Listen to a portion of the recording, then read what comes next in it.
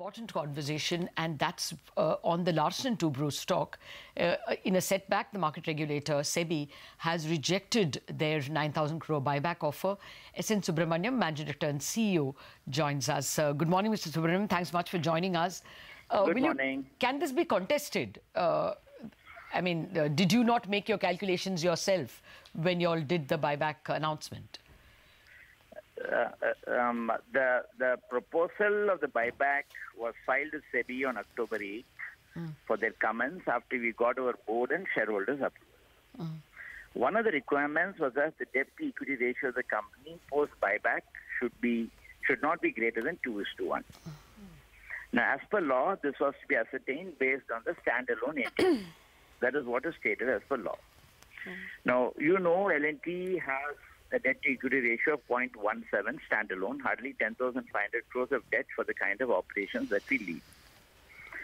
Now, we have a listed subsidiary, L&T Finance, where we have 66% equity.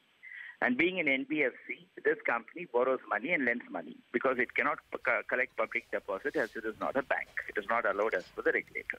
So that's why I'm asking, sir, whether you will contest it. So now SEBI has an internal rule on which it has stated that based on that, the total debt equity comes greater than 2:1. Now, this is an order from SEBI. We have the letter with us. We have informed the stock exchange.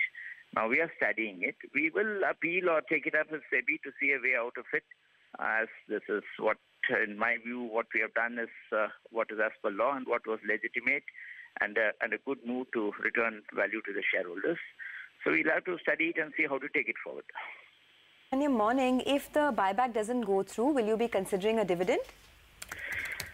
Too early to comment on all that. The immediate focus and objective is to look at the Q3 results, which the board is meeting on 25th. And of course, this may also get debated there, and then we'll see what else to do. So how will you meet your long-term ROE goal of 18% that you have by FY21? What would the options be? I didn't get your question, please. You have a long-term ROE goal that you've stated of, I think, 18%. How do you plan to meet that?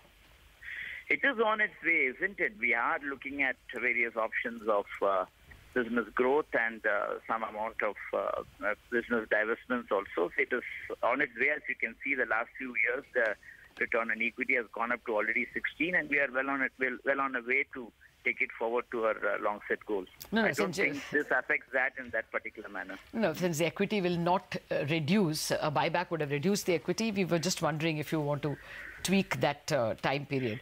But more importantly, Mr. Subrahmanyan, after your results announcement, we had a study by CMIE which indicated that new orders are not coming through. There is this morning, Jefferies has also expressed skepticism about general order growth in the system. Would you worry that it will be difficult to deliver on the kind of orders you all had promised? I would suggest that these questions wait till 25th when we have our results board meeting. And then once you see our results, you could ask the necessary questions on how I understand that. I understand that you cannot speak about your company now when you're in silent period. But has the ordering environment generally deteriorated?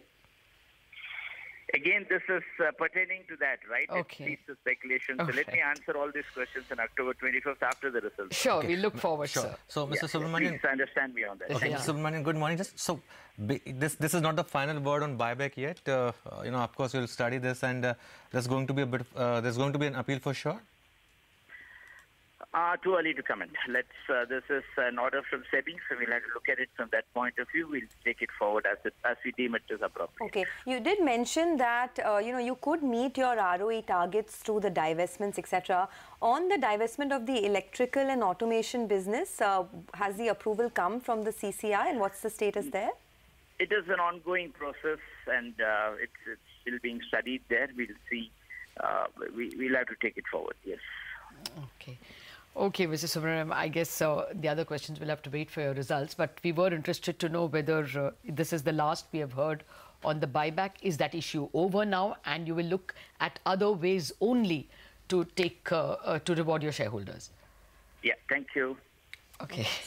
All right. Basically, this is the same point that I was also making. It's L&T Finance. At the end of the day, that's NBFC, and it's so it's a little peculiar that is being taken. But I think the stock is recovered. Do you think because the fact that they mentioned that they are on track to achieve their ROE level of 18%, and they will use in all spite kind of the means, buyback? No, I think there's absolutely no issue with the business with the of quality L&T. of the business. And I think the point he was making that you will soon, of course, he's not at the liberty to discuss that, but you'll soon see perhaps in the result as well. My sense is this gap down was perhaps an opportunity which a lot of institutional investors were waiting for, and it won't surprise me if you see the stock actually surge back into the green also at some point, because at the end of the day, this is an irritant. This is a technical issue.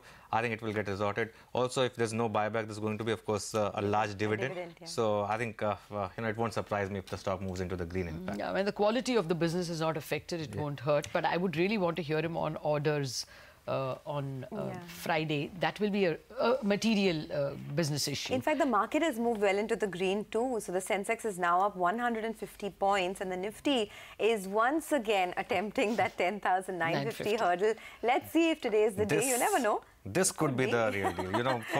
I know we've been saying this for crying wolf for a very long time. For a very long time now, but ultimately, it's 10,009. It's the fact that the market's not breaking down from this zone. Last many times it's gone there and it's broken down from that zone.